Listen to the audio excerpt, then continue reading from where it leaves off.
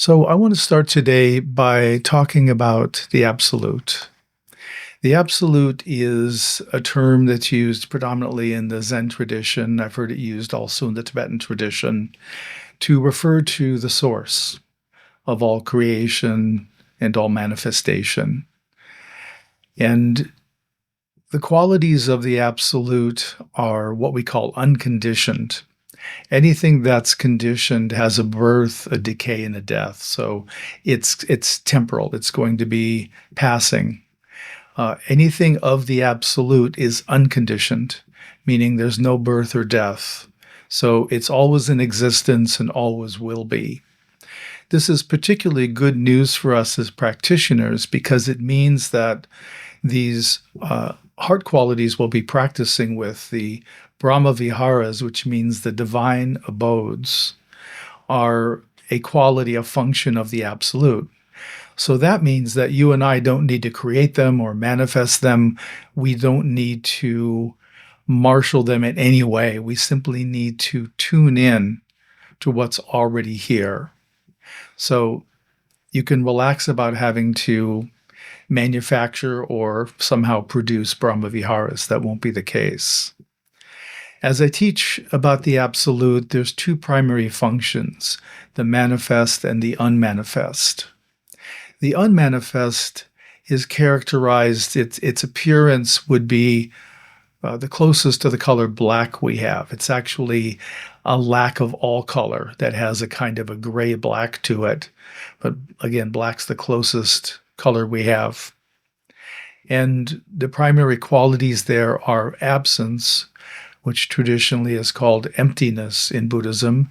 It's a lack of an abiding entity. So it's a quality that feels like a nothingness, an absence. That's why we use the word absence.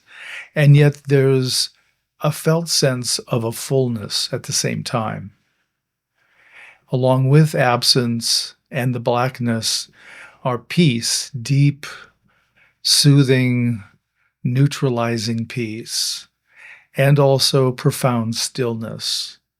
And this is a stillness that holds silence. So it's stillness that exists even at this moment as I'm speaking. It's possible to track the stillness that's here too.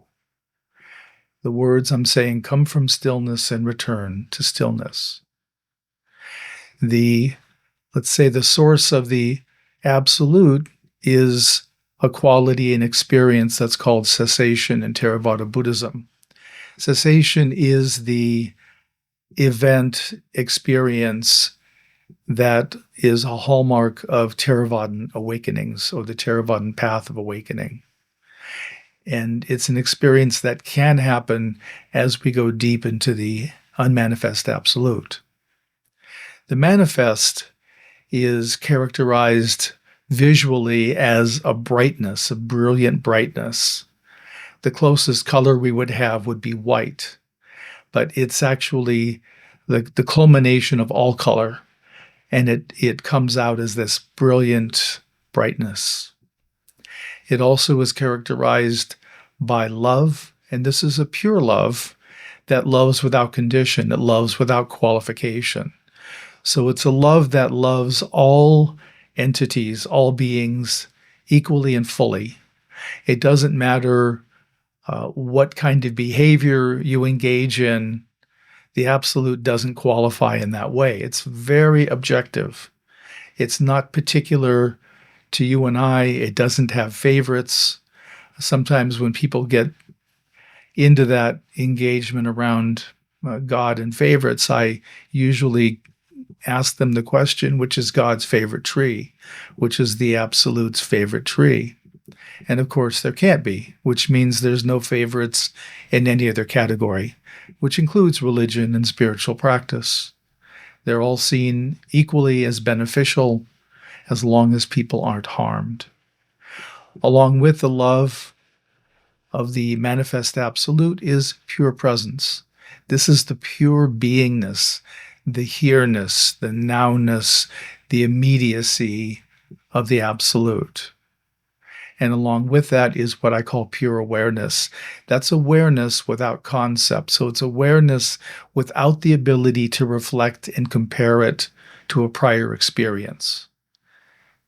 So those are the qualities of the Absolute. The Brahmaviharas are a differentiation of the manifest Absolute, particularly the love quality and the presence quality. So again, they're always here. They're always available to us. We just simply need to tune into them. We need to work with our resistances to them, and this will let us open more fully. There are two primary benefits of working with the Brahmaviharas, the divine abodes. And I call these two benefits transformation or transcendent. Transformational benefits are benefits to our personhood, to our self-image, to our way of understanding ourselves. So it helps us by working with these heart qualities, and on a retreat, typically you would work through what we call the category of beings. That's the list of beings for each of the heart practices. And we work with the category of beings because we're purifying our relationship to all people in that category. We work with individuals in each category. For example, with metta, the first category, the category of beings, starts with self. We do metta for ourselves, which is what I've characterized as innate goodness practice. We then work with a benefactor, a mentor, supervisor, someone who took us under their wing in some fashion. And then we work with a friend, neutral person, which is someone who we don't know well. We don't know well enough to make conclusions about. Like we can't prove what our impression is of the person. We then work with the complex people. And complex people can include people you're very close to. You can have very overlapping relationships of times of difficulty and times of joy. So it makes them more complicated to work with. And then finally, we work with all beings. That's the last category. The transformational is, transcendent is we're orienting to the absolute. We're opening, we're connecting, we're recognizing the ongoing unification, the merged non-duality with the absolute. So we're steeping in that, and it's a great relief when we have the aha moment that I'm not generating these. I'm not making them happen. I'm simply tuning in to what's already here. Like a radio station on the old radios, you had to turn the dial to find the exact coordinates of that radio station. It's more like that. So we're going to turn first to working with innate goodness. As I mentioned, innate goodness is not something that we're manufacturing. It's a quality that's always present. Ordinarily, when we receive mirroring in our life about our goodness, it relates to our performance. You did good on that test, you cleaned your room well, so we get accolades for our behavior. And while we can appreciate those on some level, we know they're not actually speaking to me, but they're speaking to what I do, not who I am, not my beingness. So it's never quite as satisfying. Part of this pattern of being recognized and appreciated for our performance leads us to a psychological loop of compulsive doing. And you'll recognize the compulsive doing when you don't have anything to do, when you've completed all of your necessary tasks for that period of time, and you're relaxing or resting. It's that driver in you. You know, you really should do this. You really should clean the kitchen. You should, clean the garage, whatever it is. But there's a compulsivity that's at work there, wanting you to get up and do something because we hold the inner belief as part of our structuring that we actually don't have a lot of value independent of our performance. So I'm only as good as what I do. I actually don't see value in myself based on just me. So that's the perspective that many people carry. So the benefits of working with innate goodness is that we're orienting to the buoyancy and the resilience qualities of the absolute, of the love of the absolute. So it's a kind of optimism and effervescence and uplifting kind of feeling. And innate goodness is subtle, it's delicate. So this is something that when we begin the meditation in a few minutes, it's not necessarily going to be very pronounced. It can be, but for a lot of people, it's very subtle. It's sort of in the corners, not really too pronounced. So we want to sense and find that delicateness, that softness of innate goodness.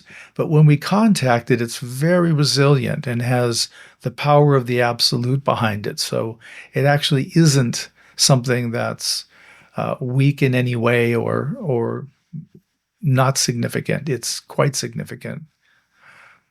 The innate goodness meditation also helps counteract negative self-talk, what the psychology folks call the inner critic or superego, the pronouncements of failure.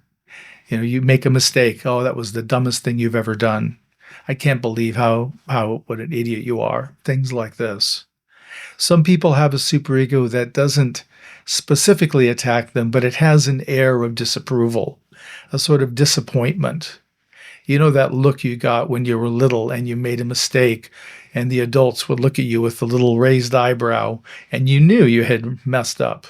It was just that look. That's the tone of disapproval that we can feel. And then there's also negative self-judgments, which I'm mentioning. So the negative self-talk and negative self-judgments can be lightened by innate goodness. And then finally, we're orienting to a quality of the absolute, a quality of our true nature. Who we really are is the absolute.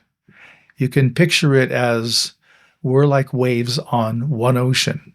We're all ocean, but we're expressed in very unique and different ways. And that's the good news.